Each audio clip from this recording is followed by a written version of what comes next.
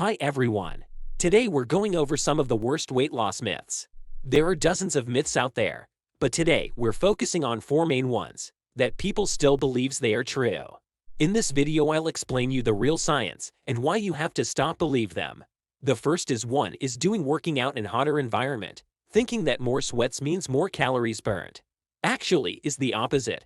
You don't need to wear a ski suit to go run in order to burn more calories. It is false. In fact, to burn more calories your workout has to be more efficient, meaning that you have to be able to push harder. Instead, when it's too hot, you can't push that hard because your body is overheated, making you feeling fatigued earlier. Instead, science has demonstrated that working in a cooler environment is better because your body would dissipate heat better, and so you will train harder, hence more calories burned. Think of this. Do you feel better when you walk in a summer day, when the sun is damn hot, or during spring, with a light breeze that keeps you cool? Just because you're sweating more, it doesn't mean you're burning more fat. What you're losing it's just water weight, because you have to sweat more to get rid of the extra heat. And as soon as you drink, you will get back that weight. So, be smarter and train in a cooler environment. If you train at home, turn on the fan or the AC. And if you're doing cardio outside, try to avoid the hottest hours of the day. Next one. Fasted cardio burns more fat. It's not true. There have been many studies that have disproven this fact. Doing fasted cardio at the end of the day does not burn more fat. You may, in fact, burn more fat during that cardio. The problem is that after the cardio is done you burn less fat. It balances out. So whether you choose to do fasted cardio or fed cardio, there is no difference at the end of the day. Although there is only one caveat with fasted cardio. If you're doing it and you lack energy to push, you will burn more calories during that workout because you can't focus on intensity. Instead, when you're fed you will have more energy. Therefore you are able to push harder. It's not a huge difference in terms of calories, but the most efficient way to burn more calories would be to eat something before starting your cardio. It could be enough to just have some BCAA or EA in order to have some protein to preserve your muscle, since you haven't eaten for 8 hours. Next one.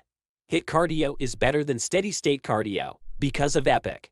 That's not true. This is the most common myth that people believe to this day is that HIIT cardio burns so much fat because of the afterburn.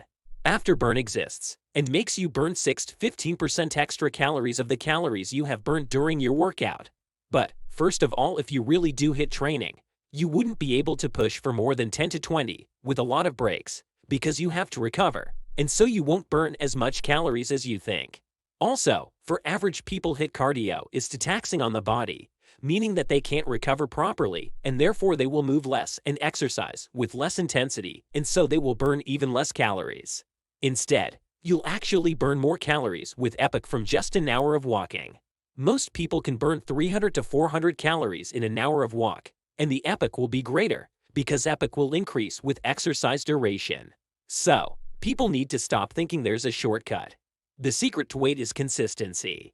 Doing HIIT cardio 1 to 3 times a week not nearly as effective at burning fat as doing steady take on a more continuous basis.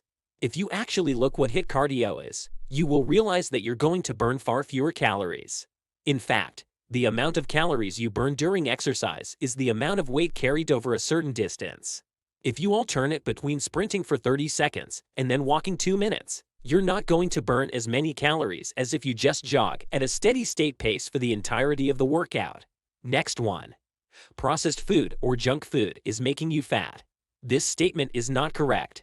It's not the type of food that you eat that makes you fat. It's the overall amount of calories that matter. If you eat in a surplus you'll gain weight. If you eat in a deficit you will lose it. It doesn't matter if those calories comes from a pizza or from unhealthy food, like avocado or nuts. However, if consuming processed foods makes you hungrier and you end up eating more of it, then they indirectly are causing you to get fat. But it's not the processed foods themselves that are inherently bad. It's the fact that they can encourage you to overeat calories. Of course, it would be better to consume healthy foods because they are more complete from a nutrient perspective, because they have micronutrients, vitamins, etc. But that doesn't mean that you can't lose weight eating from McDonald's if you are in a deficit at the end of the day. Last myth. Food timing. It doesn't matter if you eat 10 times a day, or if you have just one meal a day. If you do intermittent fasting or not, It really doesn't matter. What will always matter are the calories consumed at the end of the day. Period. There is no other answer. At the end of the day, it will always be calories in versus calories out. The only reason to prefer eating 4 to 5 times a day is for muscle protein synthesis. In fact, science has proven that this frequency is ideal for optimal muscle growth. If you are eating a sufficient amount of protein, which is at least 1 gram per pound of body weight. But what is really important is to choose the most sustainable approach for you. If you feel like eating only 1 meal a day will make you more adherent to your diet, then do it. The key is sustainability and adherence. These are the main factors that will help you lose weight and stay lean. Your diet has to be sustainable. It should be something that you could follow for the rest of your life. If you can't, then eventually you will run out of willpower, and you will slip back into your old habits. So, make sure that your diet and your training are sustainable for you. You have to set them up in a way to accommodate also for your life, otherwise you can't stick to it. So bottom line is, skip the fat diets and do what works best for you. Learn how what works best for your body and be proactive. If you want to learn more about diet and nutrition and how to lose weight and keep it off for good, make sure to buy my nutrition book. I'll leave you the link in the description. Hope you like the video. Don't forget to subscribe, comment, like and share it with your friends. See you on the next one.